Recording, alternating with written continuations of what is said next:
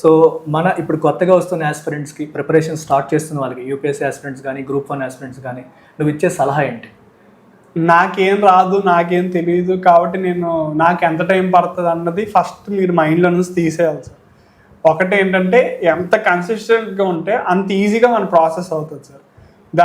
కన్సిస్టెన్సీతో పాటు ఓన్లీ ప్రిలిమ్సే చేస్తాను, ఓన్లీ మెయిన్సే చేస్తానంటే అవ్వదు సార్. ప్రిలిమ్స్ కమ్ మెయిన్స్ రెండు చేయాలి, కన్సిస్టెంట్గా చేయాలి.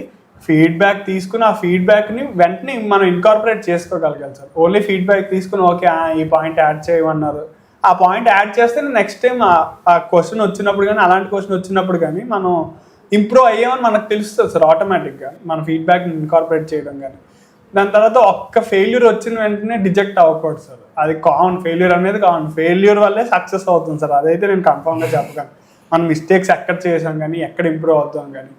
దాని తర్వాత టీచర్ ఏం చెప్తున్నారో ఎందుకు చెప్తున్నారు అనేది కూడా ఆలోచించాలి సార్. ఇప్పుడు ఒక పాయింట్ చెప్పారంటే అది ప్రిలిమ్స్ పర్స్పెక్టివ్లో ఎలా హెల్ప్ అవుతుంది, మెయిన్స్ పర్స్పెక్టివ్లో ఎలా హెల్ప్ అవుతుంది అనేది కూడా మనం చూడాలి సార్. కంపల్సరీ ఆన్సర్ రైటింగ్ కానీ ప్రిలిమ్స్ టెస్ట్ సిరీస్ కానీ రెండు హ్యాండ్ ఇన్ హ్యాండ్లోనే వెళ్ళాలి సార్. ఎప్పుడైతే టైం దగ్గరకు వస్తుందో అప్పుడు you can go over specific, కానీ ముందు నుంచి అయితే బోత్ మస్ట్ గో ఇంటిగ్రేటెడ్గా ప్రిపేర్ అవ్వాలి. అవ్వాలి. అండ్ ఆన్సర్ రైటింగ్ డే 1 నుంచే మొదలు పెట్టాలి.